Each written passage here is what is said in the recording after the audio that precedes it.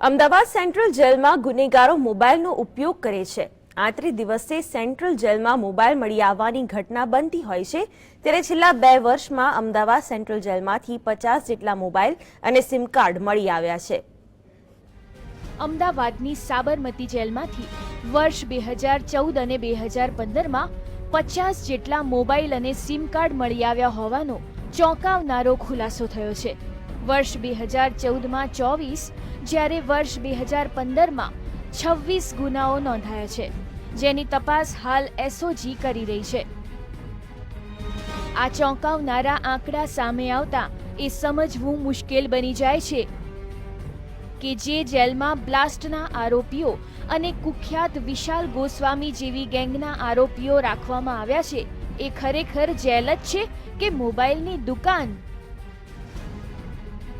રાજ્યની અલગ અલગ જેલમાં વિજિલન્સ ટીમ રાખવામાં આવતી હોય છે। તે અચાનક ચેકિંગ કરે છે, સાથે જ એસઓજી દ્વારા પણ અઠવાડિયે વિઝિટ કરવામાં આવતી હોય છે। ત્યારે આટલી સંખ્યામાં મોબાઈલ મળી આવવા એ ખૂબ જ ગંભીર બાબત કહી શકાય। 2015ની સાલમાં ટોટલ 26 કેસો સિમ કાર્ડ મોબાઈલના દાખલ થયેલ। 2014માં 24 કેસો દાખલ થયેલ।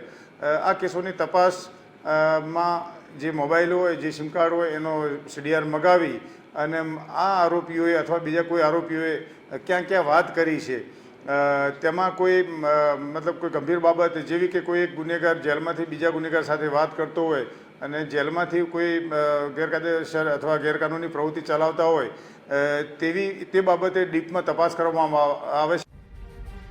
સામાન્ય રીતે પરિવાર સાથે વાત કરવા માટે ટેલિફોન બૂથ બનાવવામાં આવ્યું છે, જેનો ઉપયોગ કરી ત્યાં રાખવામાં આવેલા રજિસ્ટરમાં એન્ટ્રી કરીને વાત કરી શકાય છે। ત્યારે આખરે ગુનેગારોને કેમ મોબાઈલથી વાત કરવાની જરૂરત ઊભી થાય છે, એ સવાલ મહત્વનો છે।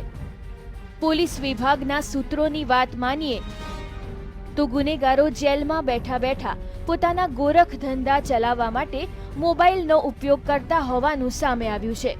ત્યારે જેલ સત્તાધીશો સામે એક જ સવાલ થાય છે કે આખરે કેમ તે આ ગોરખ ધંધો ચાલવા દે છે।